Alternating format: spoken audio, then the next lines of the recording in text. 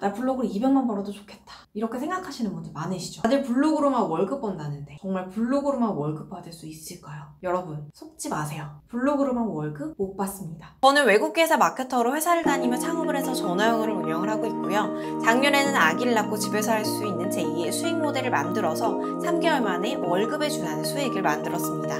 여기 정리된 내용이고요. 2월에는 51만원, 3월에는 95만원, 4월에는 252만원의 수익이 나네요. 누가 블로그로만 월급 번다고 하면 믿지 마세요. 절대. 블로그로만 버는 저의 수익을 공개해볼게요. 저는 월 평균 500명 정도 방문자가 들어와요. 순수 블로그로만 운영해서 버는 수익이 애드포스트인데 수익 한번 볼까요? 46만원. 월급 정도는 아니지만 나름 돈 되네. 그런가요? 이걸 제가 월로 쪼개볼게요. 월에 14,000원 버는 달부터 4만원 버는 달이 있어요. 월에 이 정도 벌어서 정말 괜찮을까요? 뭐야, 겨우 그 정도 하면서 블로거라고 난리야. 블로그를 이용하라는 것이지 블로그만 이용해서는 절대 안 돼요. 물론 파워블로그는 예외. 그래서 오늘은 블로그를 어떻게 이용해서 월 200 이상의 월급을 만들 수 있는지에 대해서 이야기해볼게요.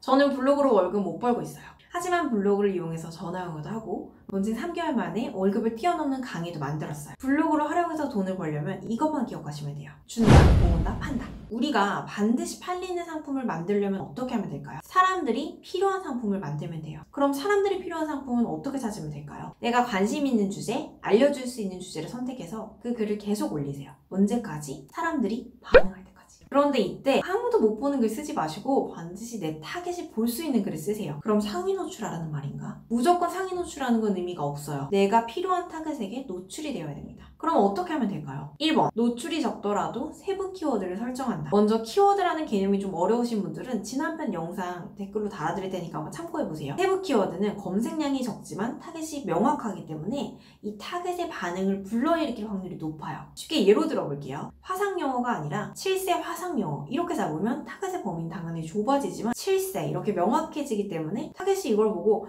이거 내 얘기인데? 하면서 반응할 확률이 높아지는 거예요. 세부 타겟이 정해져 있다 보니까 글 역시 좀 더 세부 타겟에게 맞는 구체적인 이야기를 하게 돼요. 제가 해봤을 때 여러 명한테 애매하게 이야기하는 것보다 한 사람한테 제대로 이야기하는 게 효과적이에요. 난 한 놈만 판다전요?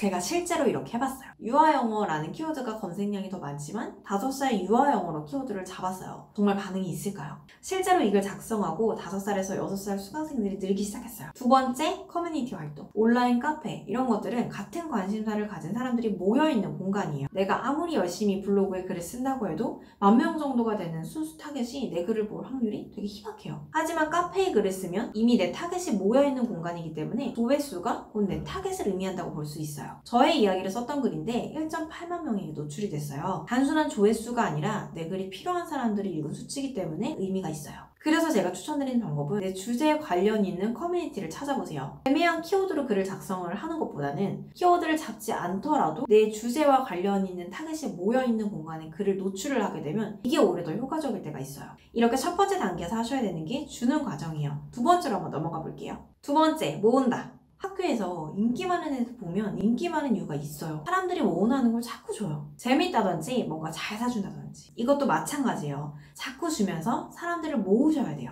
그런데 이때 좀 더 효과적으로 모으려면 사람들이 원하는 글을 쓰셔야 돼요. 어떻게 하면 될까요? 두 가지 질문을 해보세요. 타겟이 궁금해하는 내용인지 어려움을 겪고 있는 내용인지. 타겟이 궁금해하는 내용, 어려워하는 내용은 사실 내 머릿속에서는 답이 잘 안 나와요. 왜냐면 내가 그 타겟이 아니잖아요. 그래서 이제 좋은 방법은 그 키워드를 검색해서 사람들이 올린 질문, 고민에 대해서 한번 읽어보세요. 대표적으로 지식인이나 카페 등에 올라온 글을 보고 알 수가 있어요. 예로 들어서 영어 공부 검색해볼게요. 고민도 있고 어려움도 있죠. 그럼 이렇게 잡는 거예요. 미드 공부법, 자료, 활용 방법. 이거는 제가 작성했던 글인데 18,000 조회수, 104개의 공감, 52개의 댓글이 달렸어요. 미드 추천도 해주고 이 미드를 어떻게 활용하면 되는지 저만 노하우를 알려줘요. 그럼 사람들이 단순히 보고 나가는 게 아니라 댓글도 달고 추가 질문도 해요. 그러면은 난 여기서 좀 힌트를 얻어서 도움되는 글을 쓰고 그 과정에서 사람들을 자꾸 모으게 됩니다. 그러면 누군가 이렇게 물어요. 혹시 이건 안 파시나요? 3단계 판다. 내 타겟을 모았고 내 타겟이 원하는 정보를 캐치했으면 그걸 가지고 상품을 만드시는 거예요.